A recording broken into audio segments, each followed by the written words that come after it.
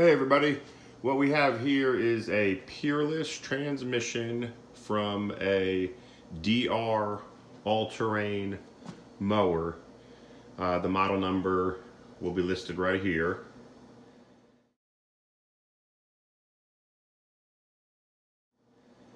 And in order to get it to this stage, I'm kind of doing this video towards the end of what I've discovered and decided to do to get this DR mower fixed.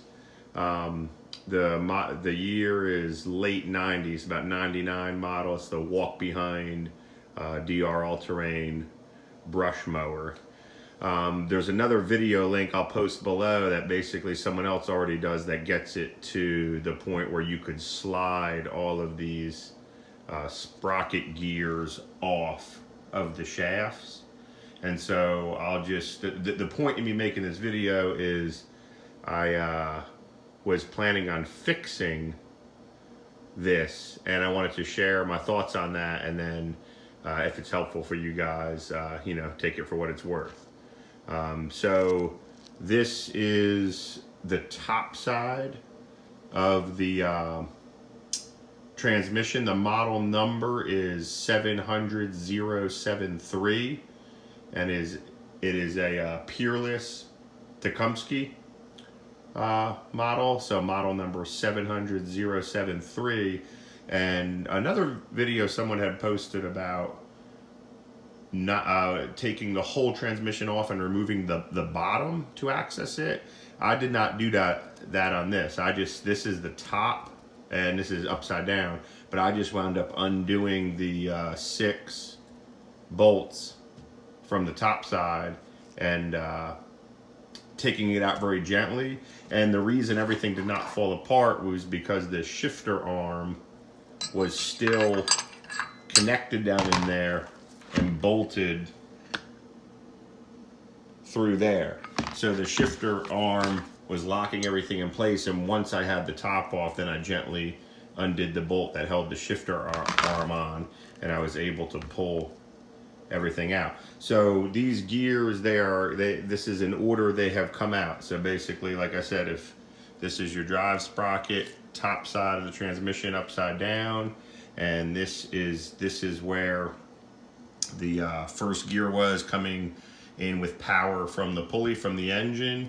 That was here, and then as you move down in this direction, that is the direction these gears lie, and then in turn this is the output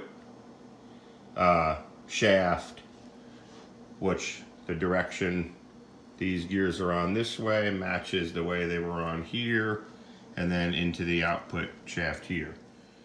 So before I broke this down, I did some research online and was thinking about should I buy a new one? Should I try to see what's even going on with this transmission? So I decided to get in here, take it apart and see what was broke on it, to see how bad it was. So at first sight, it didn't look that bad, but it indeed was locking up. Without the gears in it, everything here looked good. This internal chain mechanism, fine, no issues. Sprockets there, fine. I'm not a mechanic, so forgive the terminology. I don't know it, but what I think these are called pins. They seem fine, even though they recommend replacing those. When you get in here, they seemed totally functional and fine. But over on the gear side here, as you probably saw before, the first obvious gear that was chewed all to bits was what I believe is this is second gear, completely chewed apart. It's actually one of the missing teeth that came off it. And then this is the corresponding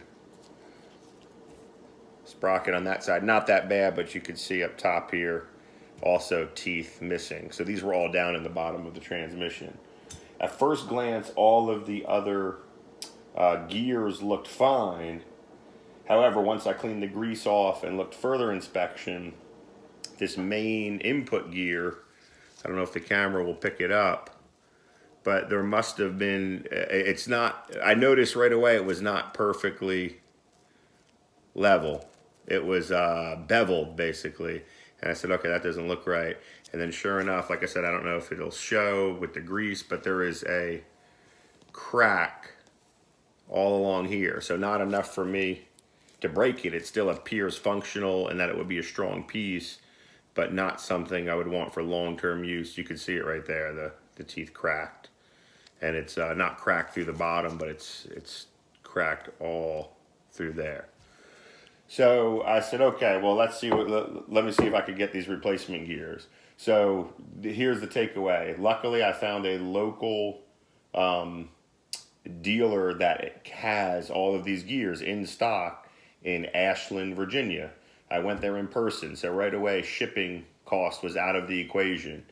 And I said, okay, I want some replacement gears. So the reason for me doing this video is if you're thinking about doing this, you have to consider the cost of all of this. If you're at this point, the cost of everything to get it back up and running. So very briefly, this replacement gear, and I'm just rounding numbers here, was about $30. That was 30.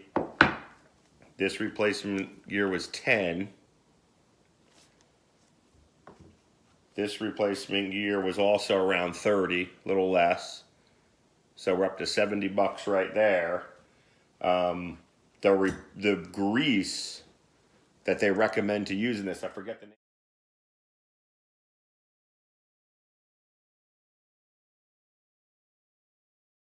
It's $30 per tube to re-grease it.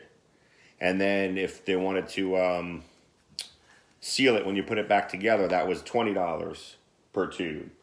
So we were up to $100+ with halfway new parts, still having 20-year-old gears in there that were not broke, but obviously showing some wear. And casing, everything is old except the new parts, and you're already sitting at $100+. So the solution was they carried a new replacement transmission.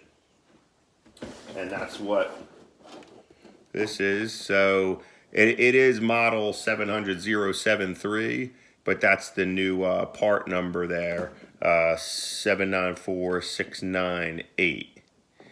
And the good news was, obviously I bring my parts to match it up, but it is a mirror match.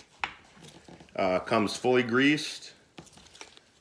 Everything fully installed, full gears, and this thing was $215, including tax.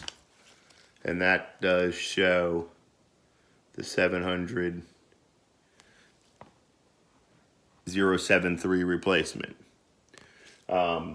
So at that point I said, I'm not fixing this old one. I'm gonna go with the new one, and the only thing I have to do is remove, I should have probably bought a new one, but I didn't, so I have to remove this chain sprocket off of there, install it here, and then finish off on the actual mower, removing the bottom half of the old transmission, installing the new one, putting the flywheel on, and then reinstalling the belt, putting it back together, and we should be in business. So I don't know if the place I got it from ships, but like I said, I couldn't really find a lot of luck online.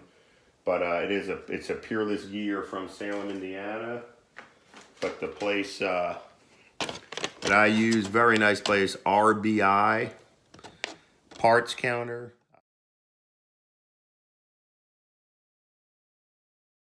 They're worth a call, because if they could replace this thing for that cheap, and I'll put it on, it'll be up and running in better condition and save me the headache of trying to piece together this old one. I don't know if there's an aftermarket for the remaining pieces of this old one, but it is not going back on the DR mower, citing cost concerns, and the new one being just over $200.